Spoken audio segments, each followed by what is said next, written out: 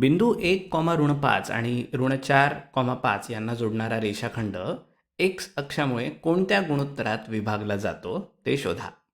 आता इथे आपल्याला कोणताही बिंदू दिलेला नाही आहे. तुमच्या लक्षात येत आहे का? आपल्याला एक रेषा दिलेली आहे. एक्स अक्ष ही एक रेषा आहे. त्यामुळे एक्स अक्ष या रेषाखंडाला कसा विभागतो हे आपल्याला शोधायचं आहे.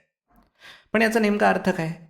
याचा अर्थ असा की हा एक्स अक्ष या रेषाखंडाला कुठे छेदतो ते शोधणे. तो एक बिंदू असेल आणि मग तो बिंदू या रेषाखंडाला कोणत्या गुणोत्तरात विभागतो ते पाहणे. हेच आपल्याला या प्रश्नात विचारलं आहे. किंबहुना जर आपण पुढे वाचलं तर एक्स अक्ष या रेषाखंडाला ज्या छेदबिंदूमध्ये मिळतो त्या छेदबिंदूचे निर्देशक शोधा असाही प्रश्न आहे. आता हे आपल्याला कसं करायचं आहे? चला आधी एक आकृती काढूया, मग त्या आकृतीकडे पाहून आपल्याला काय कल्पना सुचतात ते पाहूया आणि नंतर पुढे जाऊन गुणोत्तर आणि निर्देशक शोधूया. चला निर्देशाक्ष काढण्यापासून सुरुवात करूया. तुम्ही ही आकृती काढता तेव्हा काय होतं हे तुम्ही पाहावं असं मला वाटतं. आकृतीकडे पहा आणि तुम्हाला काय करायचं आहे ते समजून घ्या. म्हणजे एका विचाराच्या पद्धतीनुसार आकृती काढून लगेच असं म्हणणं की आता मी विभाजनाचं सूत्र कसं वापरू शकतो, इथे एम काय आहे, एन काय आहे, वगैरे वगैरे. तर ही विचार करण्याची सहसा सर्वोत्तम पद्धत नाही. हे सोडवण्याच्या अधिक सोप्या आणि अंतर्ज्ञानाने समजणाऱ्या या पद्धती आहेत. चला तर मग आत्ताच सुरुवात करूया.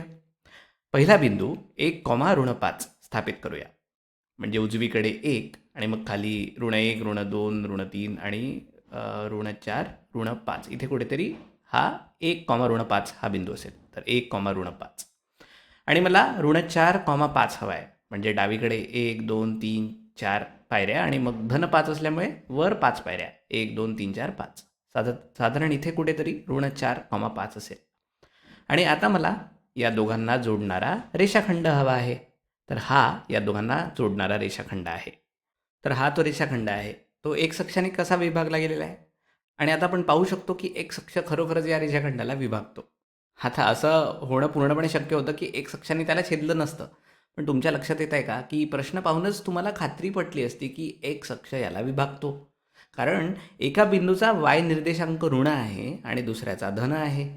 त्यामुळे जर या रेषाखंडाला एक्स अक्षाच्या खालून एक्स अक्षाच्या वर जावं लागत असेल तर त्याला एक्स अक्षाला छेदावंच लागेल. बरोबर? आणि अरे माझ्या आणखी एक गोष्ट लक्षात आली आणि ती तुमच्याही लक्षात येऊ शकते. ती कोणती गोष्ट आहे की हा ऋण 5 एक्स अक्षाच्या खाली 5 पायऱ्या आहे आणि धन 5 एक्स अक्षाच्या वर 5 पायऱ्या आहे. तर हे लक्षात ठेवा. कारण मला वाटतं की याचा आपल्या उत्तरामध्ये महत्त्वाचा वाटा असणार आहे. कारण आता प्रश्न काय आहे? या दोन बिंदूंना जोडणारा रेषाखंड एक्स अक्षामुळे कोणत्या गुणोत्तरात विभागला जातो ते शोधा. मग छेदनबिंदू कुठे आहे? तो इथे कुठेतरी आहे. तो काहीतरी ऋण 1,5 सारखा दिसतोय. मला वाटतं कुठेतरी इथेच. पण मला माहिती नाही. माझे शिक्षक नेहमी म्हणायचे की एक चांगली आकृती तुम्हाला प्रत्यक्ष उत्तर मिळवण्यापूर्वी त्याचा अंदाज बांधायला मदत करू शकते. तर आता आपल्याकडे हा बिंदू आहे आणि आपल्याला या बिंदूचे निर्देशक माहीत नाहीत की माहीत आहेत. आपल्याला वाय निर्देशांक माहिती आहेत. बरोबर? हा एक्स अक्ष आहे त्यामुळे तो काहीतरी कॉमा 0 असा असेल. तर मी त्याला x,0 असं म्हणणार आहे. तो काहीतरी कॉमा 0 आहे जो आपल्याला माहिती नाही. तर आता आपण हा एक्स शोधून मग गुणोत्तर वगैरे काढता येतं का ते पाहू शकतो. पण मला एक गोष्ट माहिती आहे. मला माहिती आहे की गुणोत्तर शोधणं सहसा सोपं असतं. आणि ते का? कारण गुणोत्तर शोधण्यासाठी मला सर्व निर्देशांक मूल्यांची गरज नसते. मला एक्स आणि वाय दोन्हीची गरज नसते. मला फक्त तिन्ही बिंदूंचे एक्स निर्देशांक किंवा तिन्ही बिंदूंचे वाय निर्देशांक पुरेसे असतात. तेवढं मिळालं की झालं काम. आणि असं काय आहे? आपण हे मागील व्हिडिओमध्ये थोडं पाहिलं होतं. त्यामुळे ते असं का आहे हे सविस्तर पाहायचं असेल तर तुम्ही मागील व्हिडिओ पाहू शकता. यात फक्त दोन समरूप त्रिकोण घेणं आणि दोन बाजूंचे गुणोत्तर शोधण्यासाठी एकतर त्यांची उंची किंवा लांबी यांच्यापैकी काहीतरी एक असणं गरजेचं असतं. एवढंच समाविष्ट आहे. तर या प्रकरणात आपल्याकडे दोन्ही नाही आहेत, फक्त एकच आहे. आपल्याकडे सर्व बिंदूंचे वाय निर्देशांक आहेत, पण तेवढं पुरेच आहे, नाही का? मग आता आपण काय करायचं आहे? आपल्याला या लांबीशी गुणोत्तर काढायचं आहे. खरं तर नाही, आपल्याला या लांबीचे या लांबीशी गुणोत्तर काढायचं आहे. कारण पिवळा बिंदू आधी दिलेला आहे, त्यामुळे ही लांबी भागिले ही लांबी. आणि ते कशाच्या बरोबर असणार आहे? ते या उंचीच्या या उंचीशी असणाऱ्या गुणोत्तरा एवढं असणार आहे. आता हे असं का आहे? हे असं का आहे याची एक छोटीशी उजळणी पाहूया, ठीक आहे? कारण इथे जो त्रिकोण दिसतोय त्यात इथे 90 अंश आहे आणि या त्रिकोणात इथे 90 अंश आहे. हा कोन या कोना एवढा आहे. तर मी तो काढतो. हा कोन आणि हा कोन समान आहेत. याला पिवळा रंग देऊया हो. ते समान का आहेत? कारण ते व्युत्क्रम कोन आहेत. या दोन रेषा समांतर आहेत आणि ही छेदिका आहे, त्यामुळे ते व्युत्क्रम कोन आहेत. आणि आता तुम्ही हे दोन त्रिकोण समरूप आहेत हे दाखवलं आहे. तुम्ही कोणतंही सूत्र वापरलं नाही. तुम्ही फक्त यातील भूमिती पाहिली आहे आणि समरूप त्रिकोणांमुळे तुम्हाला माहिती आहे की ही बाजू भागिले ही बाजू हेच या बाजू भागिले या बाजू एवढं असेल. जे आपल्याला हवं आहे. आपल्याला ही बाजू भागिले ही बाजू हवी आहे. आता या बाजूची लांबी किती आहे? y निर्देशांक ऋण 5 आहे, त्यामुळे लांबी 5 असेल. आणि या बाजूचं काय? y निर्देशांक 5 आहे म्हणजे लांबी पुन्हा 5 आहे. आणि हे मनोरंजक आहे कारण हे दोन त्रिकोण केवळ समरूपच नाहीत, तर आता तुम्हाला माहिती आहे की ते एकरूपसुद्धा आहेत, कारण त्यांची लांबी समान आहे.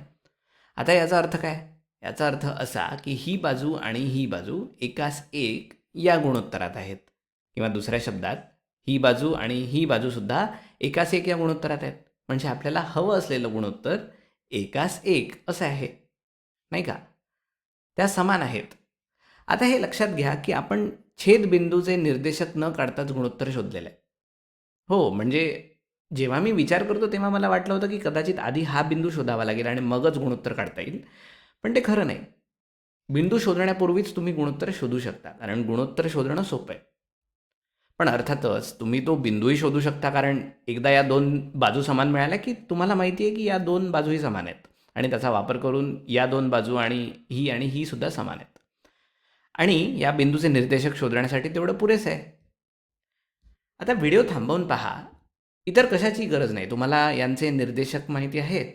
हे दोन रेषाखंड समान आहेत हे सुद्धा माहिती आहे. या एक्सची किंमत शोधण्यासाठी एवढंच पुरेसं आहे. आता तुम्ही ते करून पहा. मी आता हे करतो. ठीक आहे. तर आता मला माहिती आहे की इथपासून या टोकापर्यंतची लांबी ऋण 4 ते धन 1 म्हणजे 5ची लांबी असेल. तर ती संपूर्ण लांबी 5 आहे. पण मला त्यातील फक्त अर्धीच लांबी हवी आहे. कारण तिथेच हा बिंदू आहे. हा बिंदू त्या दोघांच्या अगदी मध्यभागी आहे, बरोबर? म्हणूनच आपण त्यांना एकरूप म्हटलं. तर ही लांबी 2.5 आहे. त्यामुळे माझा एक्स शोधण्यासाठी मला फक्त ऋण 4मध्ये 2.5 मिळवावे लागतील. तर ऋण 4मध्ये 2.5 मिळवले की ऋण 3, ऋण 2 आणि मग ऋण 1.5 येईल. म्हणजेच ऋण 1.5, 0. धन 1 पासून डावीकडे जाऊन मी हे पडताळून पाहू शकतो. 1 वजा 2.5 केल्यावरही तेच उत्तर आलं पाहिजे, कारण ही लांबीसुद्धा 2.5 आहे. तर 1 वजा 2.5 म्हणजे 0, ऋण 1 आणि मग ऋण 1.5. आणि आपल्या आकृतीवरूनही आधीच असा अंदाज आपण लावला होता, कारण आपण ती काही वाईट काढली नव्हती. तर अशा प्रकारे उत्तर आलेलं आहे.